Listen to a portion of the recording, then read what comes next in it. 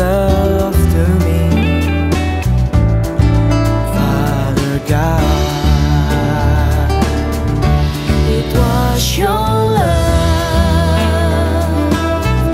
You died and rose again. It was your love. Redeem me from all sin. It is your love. Now fill my life with joy so abundantly. Your love, the everlasting love.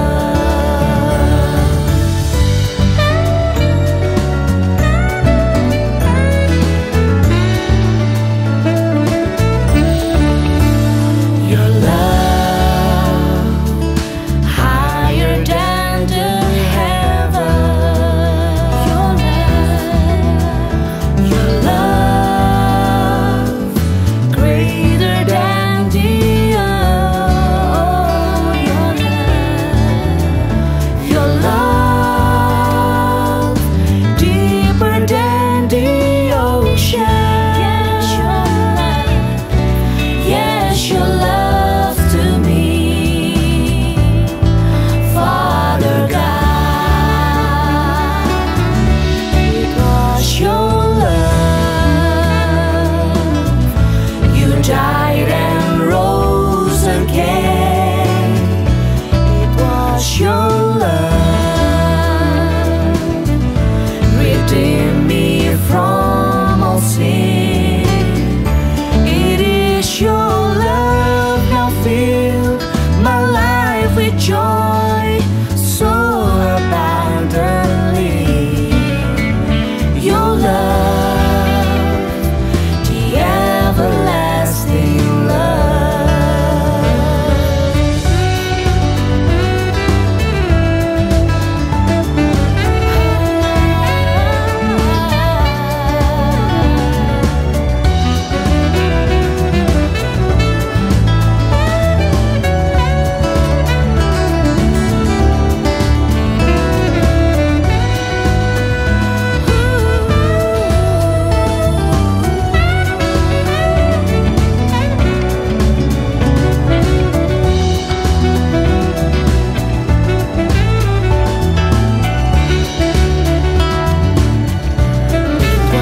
your love. You died and rose again. It was your love. Redeem me from all sin. It is your love. Now fill my life with joy so abundantly. Your love, the everlasting love. It was your love. It was your love. You died and rose again. It was your love.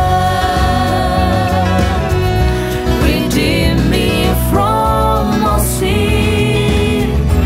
It is your love. Now fill my life with joy so abundantly.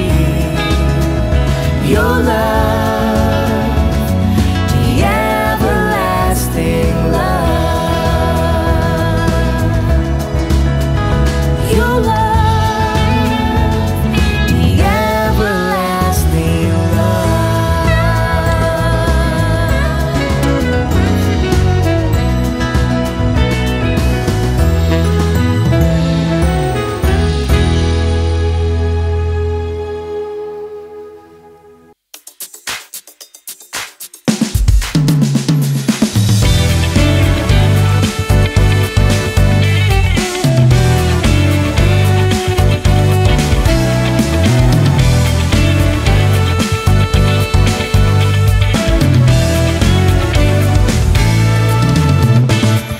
Masuk gerbangnya bersyukur dengan penuh pujian, bersuka di hadiratnya, nyanyi besarkan agung namanya. Puji Dia tiuplah sangkakala, musik dan tarian. Semua makhluk di bumi di surga, dengan segenap hati angkat pujian. Sebab Tuhan baik, sebab Tuhan baik, sebab Tuhan baik, anugerahnya kekal selamanya. Sebab Tuhan baik, sebab Tuhan baik, sebab Tuhan baik, anugerahnya kekal selamanya. Sebab Tuhan baik.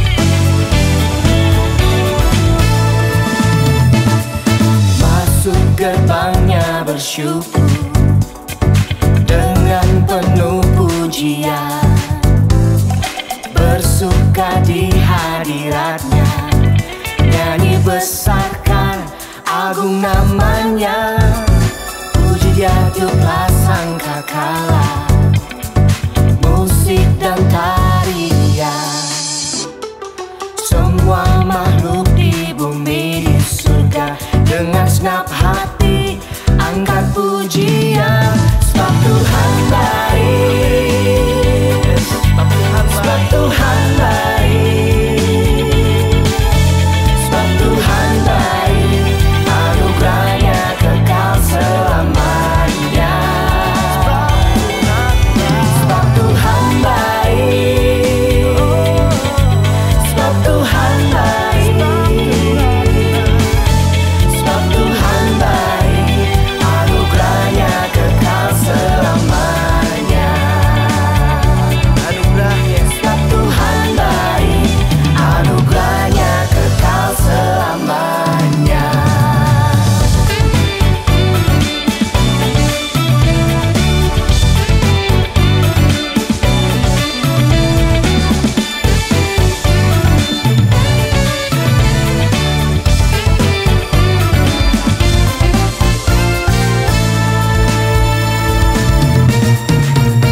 Sebab Tuhan baik.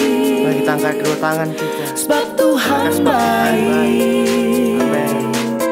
Sebab Tuhan baik, anugerahnya kekal selamanya. Sebab Tuhan baik. Sebab Tuhan baik. Sebab Tuhan baik. Sebab Tuhan baik, anugerahnya kekal selamanya. For the Lord is good, for the Lord is good, for the Lord is good, and His mercy endures forever. For the Lord is good, for the Lord is good, for the Lord is good, and His mercy endures forever. For the Lord is good, for the Lord is good, for the Lord is good, and His mercy endures forever. Let's sing it out. For the Lord is good, for the Lord is good, for the Lord is good, and His mercy endures forever. For the Lord is good, and His mercy endures forever. For the Lord is good, for the Lord is good, for the Lord is good, and His mercy endures forever. For the Lord is good, for the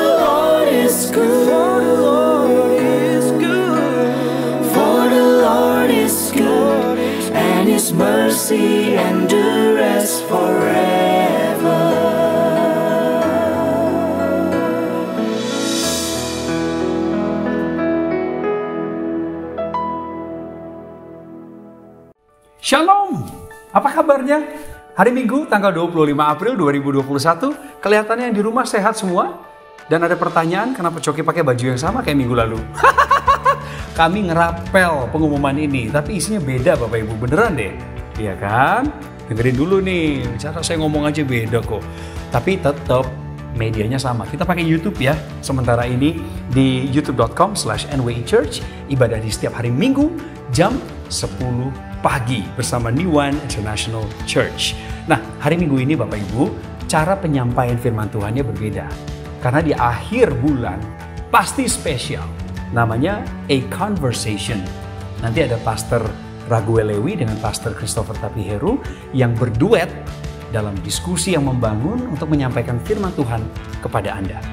Dengarkan pesan Tuhan minggu ini untuk kita semua.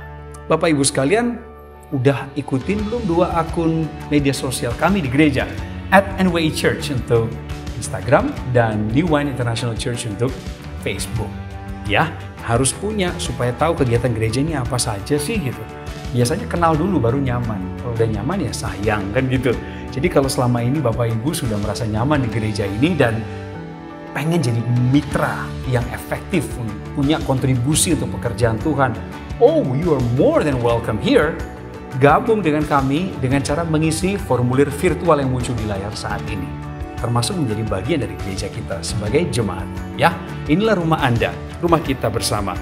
Nah, hari ini seperti pengumuman minggu lalu saya ingatkan, setelah ibadah jam 11.30 waktu Indonesia Barat nanti, Bapak Ibu harus bergabung dengan kami dalam Welcoming Lounge. Gembala, Pastor Robert dan Pastor Lea Sutanto akan menyambut Bapak dan Ibu sekalian. Akan menyapa, bahkan ada tim pastoral gereja. Jadi nggak hanya gembala kami, tetapi juga ada tim pastoral di sana. Dan kita akan berkenalan, khususnya menyambut para jemaat baru. Ikutin ya, ada tautannya kok untuk mengikuti. Ya kan, Zoom ID-nya udah muncul di layar dari tadi. Nah, minggu ini, doakan kami semua sehat Bapak Ibu, supaya nggak ada pelayanan yang tertunda. Karena seperti luar biasanya, hari Selasa kita akan mulai dengan program Lebih Dalam Lagi yang disiarkan secara langsung di akun Instagram gereja @NWI Church jam 8 malam. Oke, tanya jawabnya di situ. Jadi kalau masih ada yang belum dimengerti pada edisi A Conversation hari ini, Bapak Ibu nanyanya di program Lebih Dalam Lagi hari Selasa tadi. Ya, lanjut hari Rabu Bible Study yang dibuka untuk umum. Anda kalau mau ikutan harus kirim DM dulu ke kami. Kirim DM ke @NWI Church atau ke @Christopher Tapiheru untuk mendapatkan tautannya. Bible Study-nya sendiri diadakan hari Rabu jam 9 malam waktu Indonesia Barat. Bukan sisakan loh, sisihkan waktu untuk belajar firman Tuhan. Connect Group diadakan setiap 2 minggu sekali di hari Kamis. Jadi Kamis depan tanggal 6 Mei 2021 ya, catat tanggalnya, jam 7 malam waktu Indonesia Barat lewat Zoom. Untuk mendapatkan tautannya Anda harus kirim DM terlebih dahulu ke @NWI Church. Semua tertera di layar saat ini. Pelayanan kami berlanjut ke hari Jumat malam jam 7.30 malam waktu Indonesia Barat. Kalau ada yang belum tahu bahwa 2 orang gembala kita terkasih yang juga lahir dari proses pujian dan penyembahan, yang lagu-lagunya didedikasikan untuk Tuhan dan untuk setiap orang yang jiwanya perlu dikuatkan, ada live worship at home yang disiarkan langsung di akun Instagram @RobertLeaSutanto, Facebook dan juga di YouTube Robert Lea Sutanto. Mari bergabung dengan kami. Kita nikmati pujian penyembahan dari 2 orang gembala terkasih. Setelah worship at home, jangan meninggalkan dulu tempat Anda yang nyaman untuk mendengarkan firman Tuhan, karena ini adalah khusus buat pasangan yang menikah. Ada Bible Study especially for the married couples, ya, very specific. Jadi kebutuhan pasangan menikah akan selalu diisi lewat Bible Study ini. Anda mau ikutan? Silahkan kirim DM ke akun-akun tadi.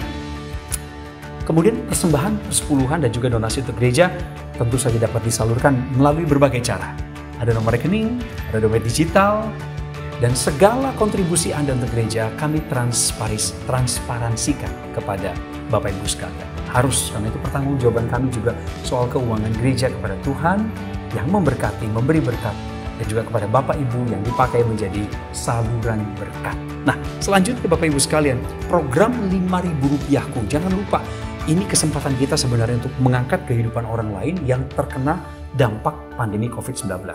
Jadi Anda cukup menyisihkan Rp5.000 per hari. Anda mau transfer per minggu, transfer per bulan, bebas. Kirim ke akun gereja, ya. Nomor rekening ada di sana, Bapak Ibu. Nanti kami belanjakan. Kami berikan, salurkan kepada yang membutuhkan. Nah, sekalian informasi ini, ke-26 kalinya gereja menjadi saluran berkat bagi jemaatnya. Ada yang menerima sembako seperti telur, kemudian beras, kemudian ada cairan pembersih tangan, ada vitamin, semua yang menjadi basic needs atau kebutuhan mendasar dari setiap orang. Mereka terdampak pandemi COVID-19, tapi mereka tahu tangan Tuhan tidak pernah terlambat menjangkau mereka lewat tangan saudara. Jadi terima kasih untuk segala kemurahan hati Bapak dan Ibu sekalian. Kantor sekretariat gereja masih tahap work from home ya Bapak Ibu ya. Tapi jangan sungkan untuk menghubungi kami kapanpun untuk mendapatkan pelayanan, bimbingan konseling, pemberkatan pernikahan, kemudian penyerahan anak, dan lain sebagainya. Bahkan doa secara khusus. Nanti ada Ibu Sylvia di sana. Ibu Sylvia siap menerima keluh kesah Bapak Ibu dan mendoakan saudara. Kami ingin sampaikan juga pengumuman berbahagia ini. Telah diberkati dalam pernikahan kudus, yaitu Saudara Victor Nugraha dan Saudari Anna Carlina Halim pada tanggal 15 April 2021. Pemberkatan dilakukan atau dipimpin oleh Pastor Robert Sutanto. Kami atas nama gereja mengucapkan selamat berbahagia kepada Saudara Victor dan Saudari Anna Carlina Halim. Kiranya menjadi keluarga yang selalu harmonis dan diberkati Tuhan dari ujung kepala sampai kaki. Artinya, apapun yang saudara usahakan dalam pernikahan, selama mengadakan Tuhan, pasti diberkati. There you go. I think I'm finished. Oh belum, ingetin lagi protokol kesehatan. Wih, wajib. Ini kalau ada pemeriksaan kan, Coki udah ngomong, udah. Pakai masker kan? Masker kain, ganti dong Bapak Ibu. Iya, 2 hari sekali cuci, ya kan? Kemanapun bepergian pakai masker. Yang kedua, cuci tangan harus rajin, pakai sabun. Kemudian tentu saja kita tidak pergi ke tempat orang berkerumun untuk saat ini. Jaga kesehatan Anda baik-baik. Negara ini membutuhkan Anda. Selamat mengikuti firman Tuhan. Immanuel.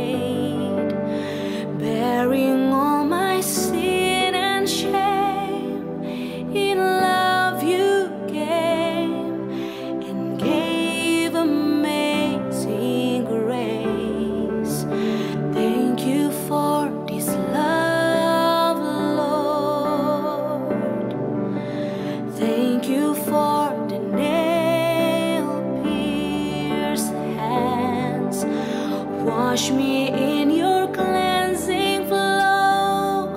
Now all I know, your forgiveness and embrace. Worthy is the Lamb, seated on the throne. Crown you now with many crowns. You reign victorious,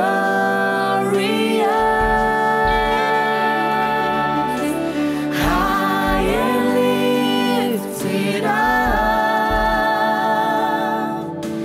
Jesus, Son of God, the darling of heaven, crucified.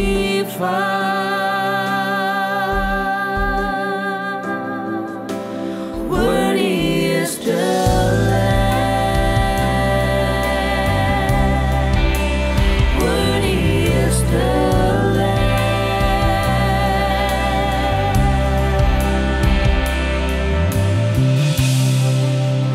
Thank you for the cross, Lord.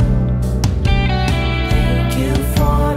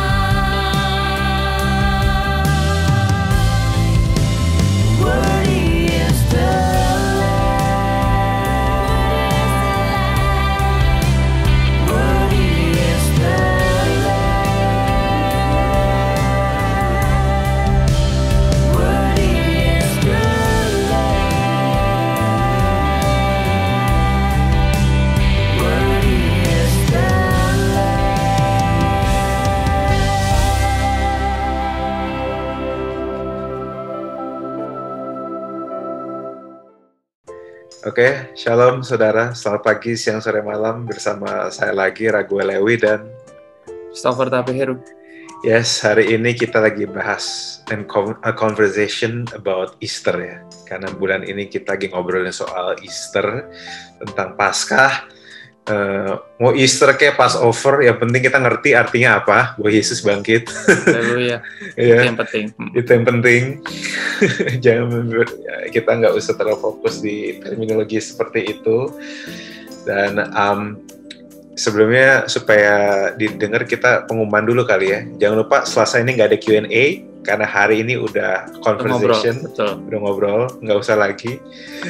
Terus tanggal 12, paling setengah jam dari sekarang, itu bakal ada welcome lounge. Jadi yang baru pertama kali hadir di New International Church atau pengen nongkrong atau pengen ngeliat kita seperti apa, you're more than welcome to come. Yes. Kita nggak seserius itu, kita cenderung receh malahan. Kami, walaupun kami hamba Tuhan, kami nggak seserius itu. Saya masih suka musik keras, Pastor Kristo juga demen musik keras, dia demen musik punk. Jadi kita nggak gitu-gitu amat gitu. Jadi detailnya ada di layar. Setengah 12-nya WIB ya, waktu Indonesia Barat. Ya. Bukan waktu Indonesia bercanda. Nah ya, oke. Yuk kita mulai. Kita berdoa dulu. Pastor Chris, kita pray.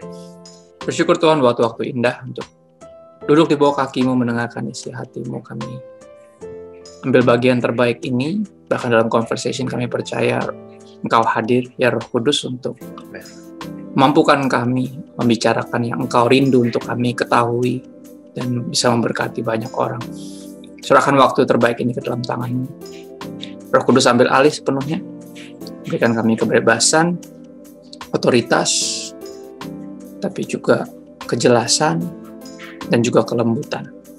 Makasih Bapa, dalam nama Yesus kami minta bantuan Roh Kudus dan buka conversation kami.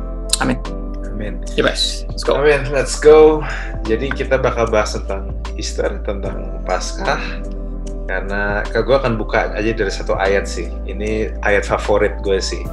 1 Korintus 15 ayat 17. Dan jika Kristus tidak dibangkitkan, maka sia-sialah kepercayaan kamu dan kamu masih hidup dalam dosamu. Jadi salib dan kebangkitan itu menurut gue adalah satu momen yang menurut gue yang sangat penting, karena dia bukan cuma sekedar karena satu, memang dia momen yang paling mustahil di antara semua. Lahir itu biasa, mati itu biasa, bangkit itu nggak pernah biasa dari zaman kapanpun. Betul. Dan bangkit membuktikan bahwa segala omongannya dia itu bisa dipercaya. Karena kalau yang susah aja bisa dipercaya, apalagi yang gampang. Kan simpelnya kayak gitu kan ya maksudnya. Ya. Jadi gue nggak tahu ya, perdebatannya kan dia bilang kelahiran. Yang paling penting apa sih? Kelahiran, apa kehidupan Yesus, apa kematian, apa bangkitan? Kalau menurut gue semuanya penting, tapi kebangkitan itu yang bikin semuanya jadi meaningful. Jadi pembeda ya? Jadi pembeda dari segala sesuatu, dan jadi kelihatan begitu bermaknanya segitu. Karena gue percaya bahwa iman terbesar kita bukan cuma dikaitkan dari kematian Yesus di kayu salib, tapi kebangkitan. Bukan cuma karena kelahiran sebagai perawan, tapi kelahiran dari perawan, tapi juga kebangkitan. Jadi kalau gue ini agak nyeleneh sih, tapi gue ngerenungin. Gue nemuin bahwa banyak orang yang gue tangkap nih, salib tanpa kebangkitan. Gue pernah ngerasa nih, gue coba merenung, kalau misalnya salib tuh nggak ada kebangkitan, rasanya kayak gimana ya? Itu rasanya kayak, gue inget gue pernah ke satu WC, karena gue lagi buru-buru banget, dan pas gue nyalain, itu WC nggak jelek, bagus, tapi pas gue mau nyalain airnya tuh nggak ada, airnya kering, nggak tahu kenapa tuh WC udah lama nggak dipakai. Wow. Jadi kayak sekeren apapun tuh WC, nggak ada gunanya. Simply karena nggak ada air, jadi nggak ada gunanya sama sekali, dan gue jadi males gitu. Dan kadang gue ngerasa bahwa gue merasakan hal yang sama pada waktu gue merenungkan kebangkitan dengan pada waktu gue ngeliat WC itu sih. So itu nggak ada gunanya, tanggung gitu ya, tanggung. Dan itu tidak, salib kalau Yesus nggak bangkit dan kita nggak ada gunanya, dan kita masih hidup dalam dosa kita itu. Jadi gue merasa bahwa perbedaan terbesarnya adalah kebangkitan seperti meterai yang bikin segala kelahiran dan kematian itu jadi berguna, dan bukan cuma tirai bait suci, terkoyak, tapi kita pun bangkit bersama-sama dengan dia. Gue rasa itu ya. Ya.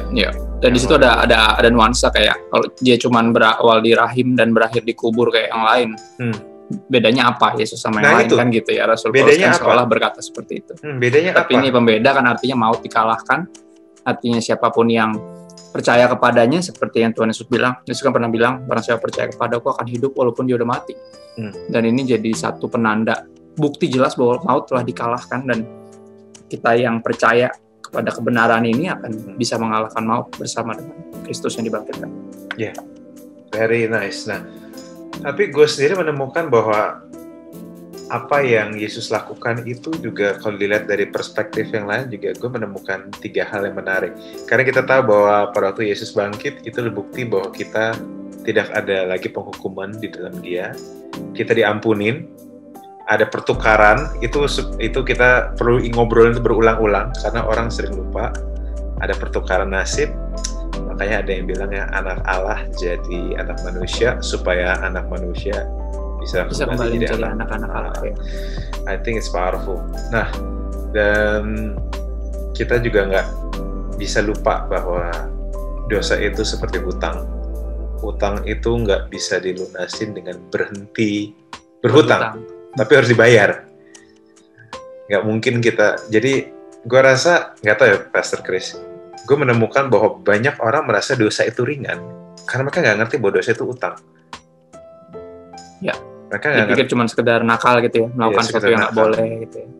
Tapi orang nggak nyadar bahwa orang tuh utang. Dan orang berhutang itu dia tidak bisa tenang. Dia pada waktu dia berhutang dan dia nggak bayar, gue belajarin kalau orang itu seakan memberi kuasa pada si penghutang untuk berbuat banyak hal sama dia. Makanya orang-orang tuh debt collector itu bisa kejam banget maksudnya, bisa sampai buka pintu yang sampai karena kenapa? Ya dia nggak bisa marah pada waktu dia digituin karena ada hutang yang dia belum bayar. Jadi bagi gue itu yang kita perlu ngerti sih, itu yang kita perlu renungin berulang-ulang. Dan makanya orang yang paling menghargai pengorbanan Yesus adalah orang yang paling tahu, yang sadar betul bahwa dosa dia gede banget, yang utangnya dia banyak banget. Setuju. The more you understand how big your sin is, the more you understand how powerful. The more you appreciate how the more you understand God's love. The more you appreciate God's love. Itu gue percaya banget. Makanya lucu ya bahwa orang-orang yang paling dulu berandal, berdosa gitu, justru orang-orang yang paling bisa hargain kasih karunia, orang paling bisa hargain pengampunan, orang paling bisa menceritakan pengampunan dari in a beautiful way aja gitu. Sementara orang-orang mungkin terlalu biasa gitu, dari kecil anaknya terlalu baik gitu. Jadi dia mungkin kadang agak ada kesulitan menceritakannya awal-awal. Kayaknya sih gitu sih.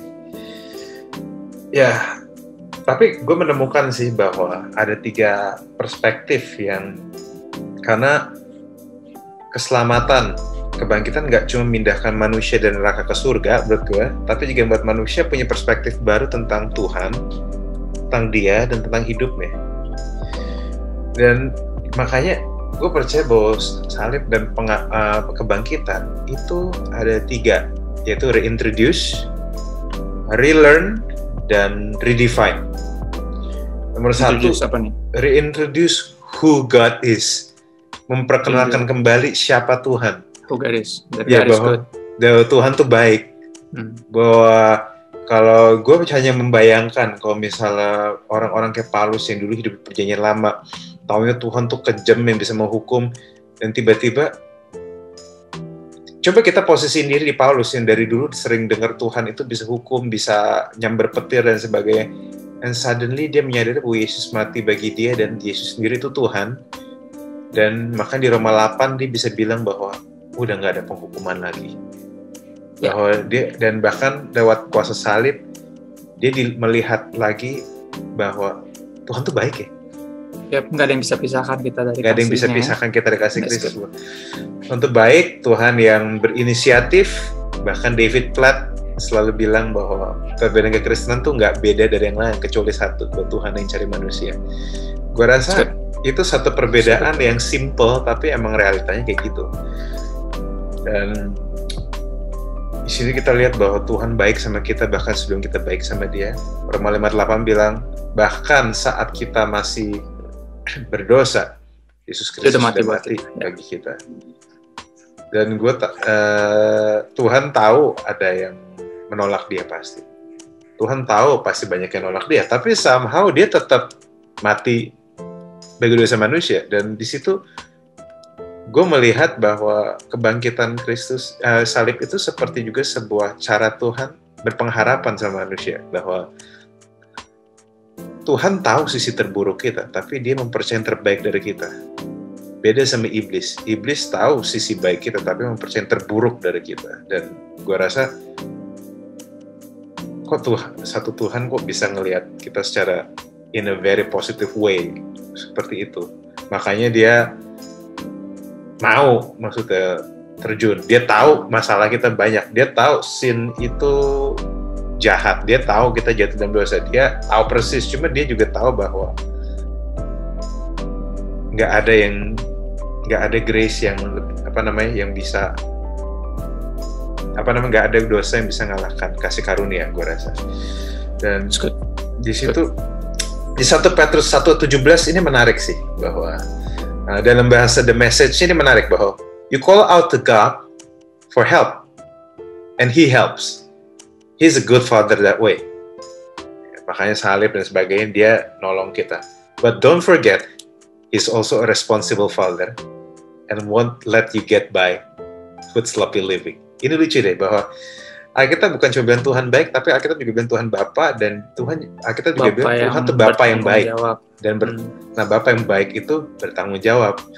Nah, ini yang gue selalu pelajarin, bahwa Bapa itu justru karena Tuhan baik, nggak berarti Dia akan kabulkan semua permintaan kita. Justru karena Dia baik, nggak berarti Dia akan say yes. Justru kadang Dia akan say no, dan Dia tetap mengasihi kita. Karena ya semua orang punya anak tahu bahwa anak kadang nggak tahu apa yang dia minta. Pengen main, kadang pengen main deket kenal berbahaya, bahaya, ya nggak bakal dikasih lah. Nah, makanya gue sempat percaya hal begini, Tuhan tuh baik, tapi Tuhan mungkin tidak akan baik kalau dilihat dari kacamata kekanak-kanakan.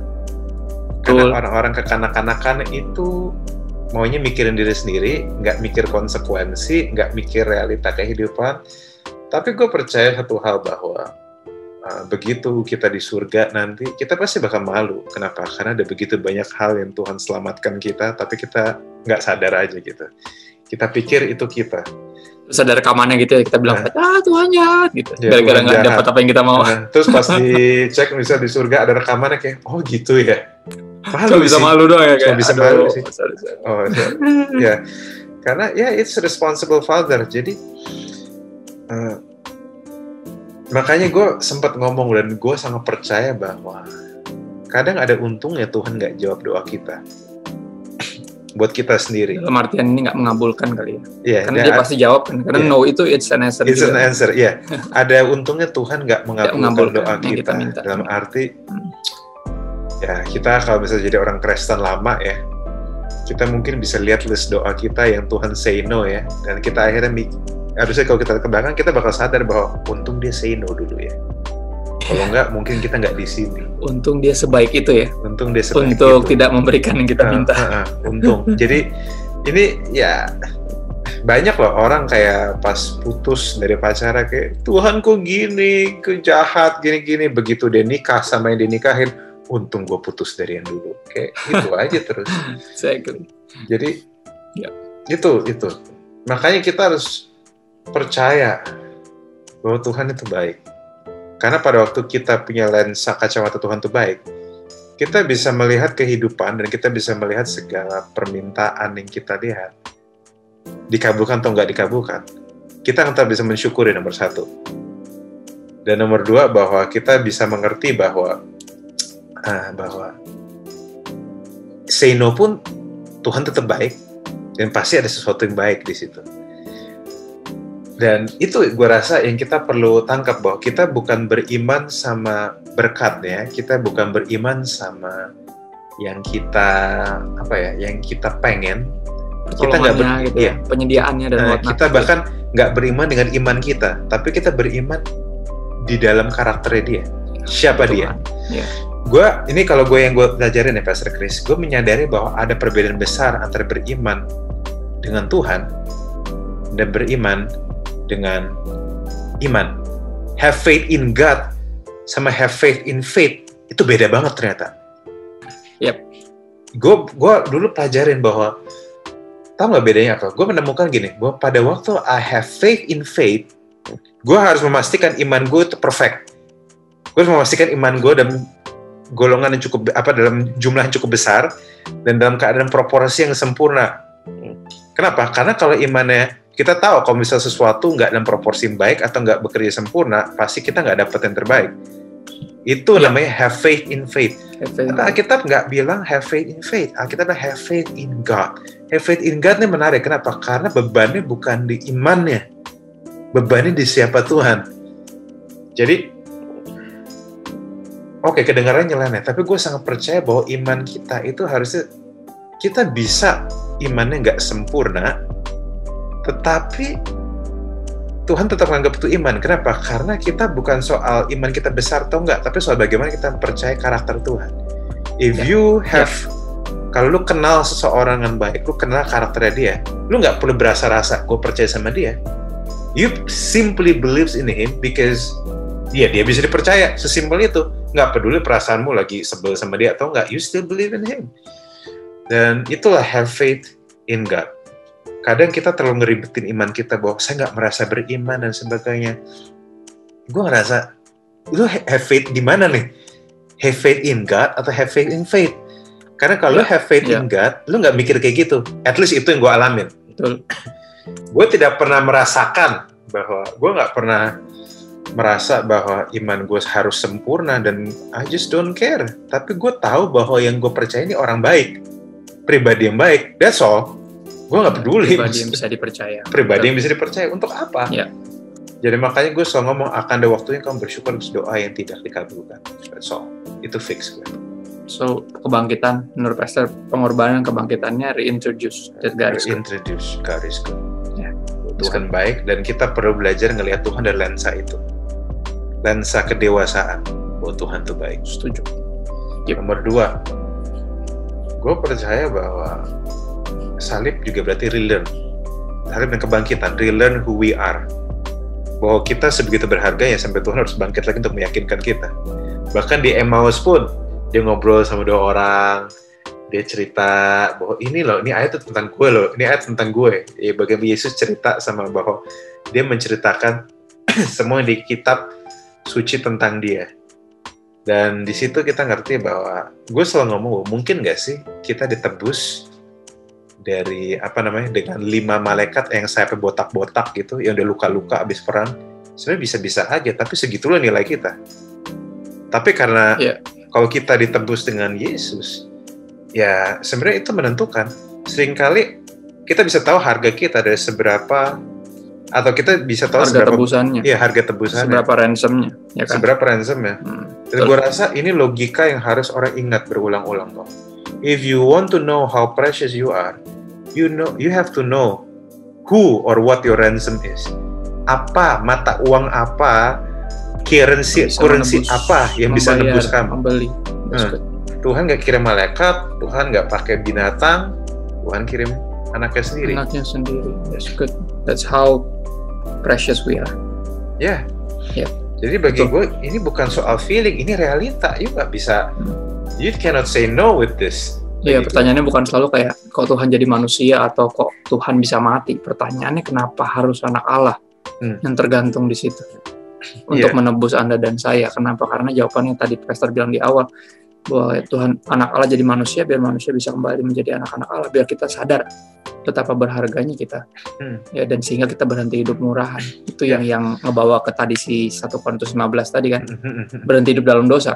Kenyataan bahwa kita sangat berharga ketika kita disadarkan ketika kita relearn ya, bahwa kita ini sangat berharga, kita berhenti hidup murahan. That's what happened. Ya, gue rasa itu yang orang perlu ingetin berulang-ulang, bahwa untuk apa sih maksudnya kayak. Kamu perlu tahu siapa dirimu. Dan ingat, ditebus bukan berarti kamu kehilangan kerapuhanmu ya. Rapuh mah tetap aja rapuh ya.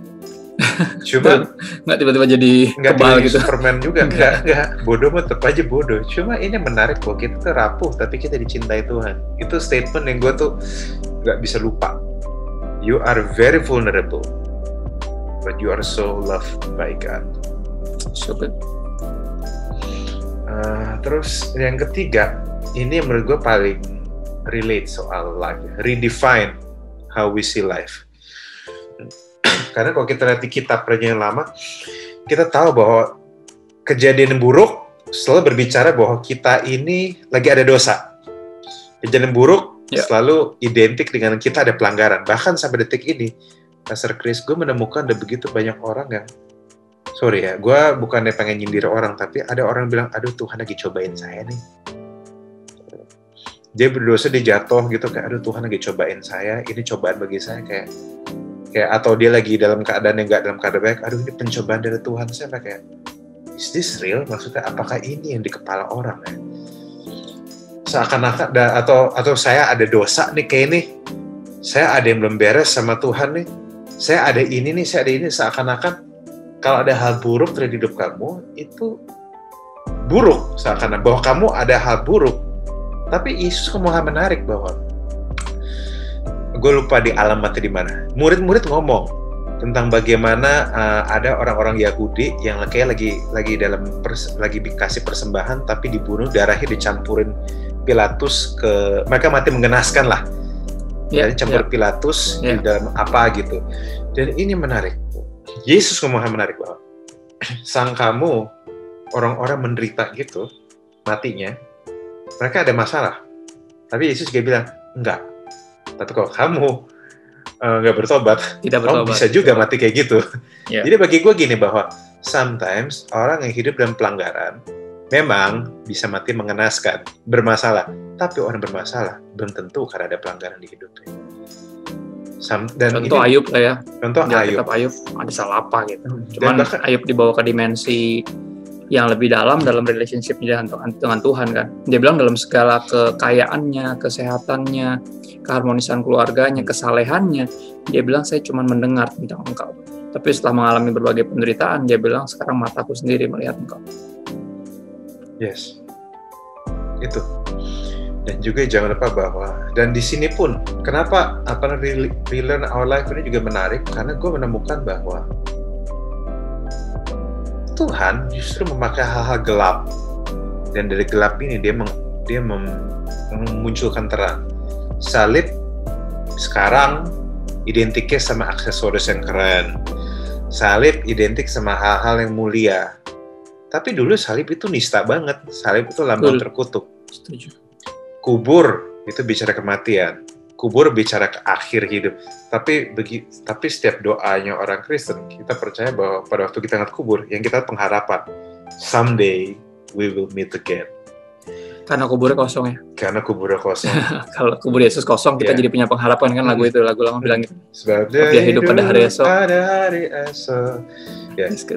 Dan bodoh itu juga merupakan hal memalukan. Kita bisa lihat bahwa berkali-kali Tuhan pakai orang nggak sempurna, bahkan cenderung bodoh dan masih perlu belajar. Tapi justru Tuhan Tuhan pakai mereka, Tuhan ajarin dikit-dikit.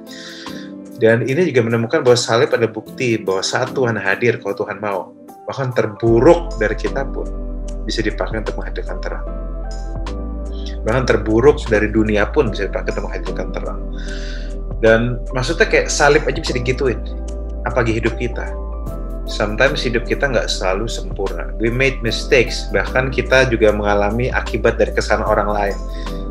Tapi hanya karena kita naas gitu, nggak berarti Tuhan berhenti. Bahkan Tuhan bisa pakai hal-hal yang kita benci untuk memuliakan Tuhan, dan bahkan justru untuk Tuhan bisa pakai itu untuk menjadi sebuah inspirasi bagaimana dia bisa bekerja dalam gelap sekalipun. Kita ceritanya udah terlalu banyak lah. Bung Yeri, Pati Nasarani, Benny, drugs, narkoba, tiba-tiba sekarang bisa kemana-mana. Ceritanya udah terlalu banyak lah. Yeah. Jadi makanya gue selalu ngomong, salib aja yang buruk bisa diberubah gitu. Sekarang arti kelemahan lo apa? Arti kebodohanmu apa? Masa lalu hancur, broken heart, self-image hancur. Apa itu artinya dibandingkan God's grace dan terang dari Tuhan yang bisa mengubah itu bahkan jadi sebuah keuntungan. Bahkan ada seorang hamba Tuhan, Rick Warren, bilang banyak orang akan menemukan kesembuhan lewat luka yang kita alami karena Kristus. Ya, ya. Jadi gue percaya bahwa teman-teman yang ngalamin luka, kebangkitan Kristus juga menemukan bahwa membuat kita, harusnya bikin kita ngerti bahwa lukamu bisa kamu pakai untuk kemuliaan Tuhan. Yep. Luka aib bisa jadi kisah keajaiban. Aib jadi sebuah keajaiban. So mungkin sekarang kamu perlu mikir hal-hal yang kamu benci, hal-hal yang kamu nggak suka. Mungkin kamu perlu berdamai dengan itu, karena Tuhan bisa pakai. Dan bahkan gara-gara itu pun Tuhan bisa, Tuhan bisa berkatin kamu. Hal-hal yang kamu nggak suka, hal-hal yang kamu benci itu, Tuhan bisa berkatin orang lain, dan malah kamu yang end up diberkati lebih daripada manapun. So, jadi bagi saya, ini yang kebangkitan lakukan. Ya, yang betul. Buruk bisa jadi baik. Jadi artinya bagi saya, itu Roma 8:28. Baik, buruk, susah, senang, bisa mendatangkan kebaikan. Because he is a good God. I think, guys, itu sih yang gue renungin sih. Ya. That's good. Ya, dan selalu kisah si orang gila Gadara ini selalu menginspirasi gue sih. Wow. Maksudnya, itu kan kisah tentang, disitu kan background-nya, mungkin penutupnya ini aja kali maksudnya. Ini kan kita ngomongin tentang reintroduce that God is good, relearn that mankind are precious, sampai ditebus sama redefine that life whether is good or bad can be used by God. Maksudnya orang gila ini kerasukan banyak sekali setan kan udah nggak ada harganya sebenarnya. Istilahnya orang gila yang kerasukan satu setan aja udah susah gitu. Ini kerasukan banyak. 2000 setan berarti. Kalau 2000 ekor babi mati bunuh diri, berarti minimal setannya 2000. Banyak banget orang yang kerasukan 2 atau setan lebih aja tuh udah susah ngusirnya gitu. Gue tumbuh besar di almarhum nenek gue kan penginjil ya. Di rumah kita dulu dari kecil tuh sering ada yang datang bawa siapanya yang kerasukan gitu. Jadi exorcism yang ditonton di film-film tuh di rumah, biasa banget gitu. Jadi dan itu benar-benar nggak gampang. Maksudnya ngusir satu setan aja bisa makan berapa waktu gitu. Terus ada yang pernah kerasukan 2 setan sampai hampir 5 jam 4 jam gitu kan. Dan bayangin 2000, sebenarnya secara manusia orang ini udah nggak tertolong. Ya secara logika nggak tertolong dan nggak berharga karena udah gila. Dan dibilang dia sangat liar, nggak bisa diikat oleh rantai sekalipun. Jadi nampaknya ini benar-benar udah helpless, udah hopeless. Tapi nggak ada yang terlalu terikat dan helpless dan hopeless yang nggak bisa Yesus selamatin. Dan kisah ini unik kenapa? Karena backgroundnya murid-murid nih Tuhan Yesus habis bikin mujizat gitu, 5 roti 2 ikan kasih makan 20.000 orang. 5.000 orang laki-laki, kalau bawa istri sama anak sekitar 20 ribuan. Dan mereka diajakin nyebrang ke satu daerah yang di tengah jalan di tengah danau tuh mereka hampir mati tenggelam. Jadi kan bayangin murid-murid pasti kepalanya kepikiran nih pasti rame nih di sana nih. Kan? Karena kalau acara rohani gitu, acara gereja KKR kan patokannya sukses apa enggak kan dari ramenya yang datang kan. Ramenya yang ngikut. Dan mereka pasti pikir nih, wah kita hampir mati nih pasti rame nih. Nggak tahu cuma satu loh. Cuma satu, gila lagi. Ya kan? Tapi akhirnya di situ kisah itu ngajarin kita bahwa di mata Tuhan kita tuh masih berharga. Sampai layak untuk diperjuangkan, disamperin berapapun harganya. Ya kalau perlu hampir meregang nyawa, bahkan lebih jauh. Salib mengajarkan bahwa dia sungguh-sungguh meregang nyawanya buat kita. Meyakinkan kita bahwa kita berharga. Nah, di sana orang itu sangat terikat, roh jahat diusir roh jahatnya, ya kewarasannya kembali. Dan orang ini didapati kalau di ujung kisahnya dia jadi salah satu alat yang Tuhan sorga pakai untuk bersaksi akan apa yang Tuhan kerjakan dalam hidup dia gitu. Dan ini yang terjadi gitu. Ini yang terjadi dengan pengorbanan Kristus, meyakinkan kita bahwa kita berharga ya, dan melepaskan kita dari semua ikatan itu kan, ikatan dosa, ikatan roh jahat, dan semua kita ngerasa nggak berharga gitu, rasa rendah diri dan segala macam gitu ya. Dan semua dipulihkan karena pengorbanan, tapi juga lebih jauh lagi dan kehidupan Yesus, kebangkitan Yesus meyakinkan kita bahwa maut telah dikalahkan, sehingga kita nggak perlu terus berada dalam keadaan yang itu, dalam penyesalan, tapi bisa merayakan kemenangan. Karena beda ya, maksudnya orang yang sadar bahwa dia diampunin ada dua macam juga. Ada yang cuman udah diampunin tapi terus menyesali, jadi masih nggak enakan terus. Tapi ada yang ngerayain bahwa saya udah diampunin nih, saya mau membalas dengan kehidupan yang baik gitu loh. Maksudnya saya pengen berguna gitu loh, karena saya udah diselamatin nih, karena saya dipandang masih berharga, saya mau berguna. Dan orang ini menarik kan, dia kan sempat mau ikut ya, jadi salah satu murid itu mau ikut Yesus. Yesus nggak ngizinin, dia bilang udah balik ke kampungmu, ke rumahmu di mana engkau terkenal gila, ceritakan kepada mereka apa yang Tuhan kerjakan untukmu, ya betapa Ia mengasihani kamu, dan gitu ya. Dan dia akhirnya keliling bukan cuma di kampungnya, tapi Dekapolis 10 kota, dan dia jadi saksi sampai akhir hayatnya. Dan itu yang Tuhan mau, maksudnya kebangkitan tuh menyadarkan kita bahwa kita mestinya udah meninggalkan kehidupan lama kita yang di dalam dosa tadi. Ayat yang Pastor baca di depan tadi, 1 Korintus 15 ayat 17 tuh, ya kalau Kristus nggak bangkit, kita sia-sia iman kita dan kita masih hidup dalam dosa. Tapi kenyataannya Yesus bangkit, dan kubur kosong buktikan Yesus bangkit. Kalau di kisah itu gue selalu relate sama, kalau orang gila itu kan tadinya tinggal di kuburan ya, kalau dia belum mati. Tapi sekarang kalau orang nyari dia di kuburan itu, pasti udah nggak ada, ya kan? Karena dia udah nggak gila, dia udah nggak kerasukan setan, dia udah dipulihkan, dia udah jadi saksi bahkan kemana-mana. Jadi kubur kosong tuh membuktikan Kristus hidup, dan kebangkitan Kristus harus membawa kita kepada hidup yang dibangkitkan, sehingga nggak lagi hidup di kehidupan yang lama. Maka aku mau tutup dengan si 2 Korintus 5 ayat 17 nih, ayat yang cukup familiar ya. Dibilang barang siapa dalam Kristus adalah ciptaan yang baru. Yang lama sudah berlalu, sungguhnya yang baru sudah datang. Jadi kalau orang nyari kita yang lama, mereka nggak akan ketemu. Mungkin tampilan masih sama, selera musik masih sama, selera humor masih receh gitu kan. Tapi this is different. Maksudnya it's completely different guy. Ini orang yang on mission, ini orang yang bersyukur, ini orang yang nggak sia-siain hidupnya kayak dulu lagi. Ini orang yang penuh hikmat. Ya, jadi akhirnya kesaksian hidup kita itulah kubur kosong yang tadinya kita tinggal di dalamnya padahal kita belum mati. Dan sekarang ketika itu kuburnya kosong, orang lihat kita udah diubahkan. Sedikit banyak jadi kesaksian yang paling tidak bisa dibantah sebenarnya dari kebangkitan Yesus. Itu sih paling pas kalau. Very powerful. Ya. Very nice. Awesome.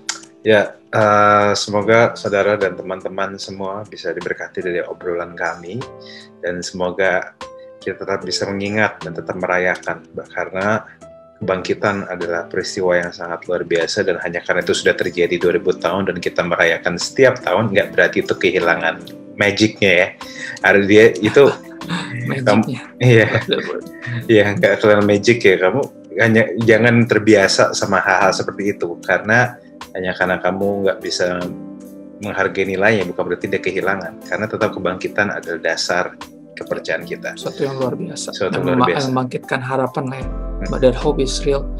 Hope that real hope we find in Jesus. Yes. Oke, itu aja. Semoga saudara dan semua diberkati, dan kita mau doa tutup. Pastor Chris, itu aja doa. Oh, aku aja. Oke. Kirain Pastor doa berkat ya. Ya, oke. Oke, yuk. Bersyukur Tuhan sekali lagi buat waktu yang indah untuk kembali diingatkan, bisa ngobrolin tentang kedahsyatan-Mu. Ya, kasih-Mu sangat besar sehingga Engkau rela memberikan Yesus Kristus nyawanya tergantung di kayu salib untuk menebus dosa-dosa kami, dan bukan cuma mati tapi Yesus juga bangkit lagi untuk menyatakan bahwa maut telah dikalahkan, dan siapa yang percaya kepadanya tidak akan binasa, beroleh hidup yang kekal. Kepastian keselamatan kami miliki. Thank you buat conversation ini. Kami percaya Roh Kudus terus berbicara bahkan ketika kami berdua telah berhenti berbicara. Dan terima kasih Tuhan sekali lagi buat hadirat-Mu dimanapun kami berada, apapun pergumulan kami tahu Engkau beserta dengan kami. Engkau yang berjanji never leave nor forsake us and be with us till the end of time. Terima kasih Bapa, dan kami siap menerima berkat dari-Mu. Mari kita angkat tangan kita, katakan berkat dari Bapa yang kita mengasihi kita dan Anak yang tunggal Tuhan Yesus Kristus, penyertaan terus-menerus dan abadi dari Roh Kudus, menyertai kita mulai dari hari ini sampai kita bertemu Dia lagi. Tuhan memberkati engkau dan melindungi engkau. Tuhan menyinari engkau dengan wajah-Nya. Tuhan menghadapkan wajah-Nya kepadamu dan memberi engkau kasih karunia. Di dalam nama Yesus. Amin. Amin. Okay, God bless you all. God bless you. Stay safe. On the Calvary.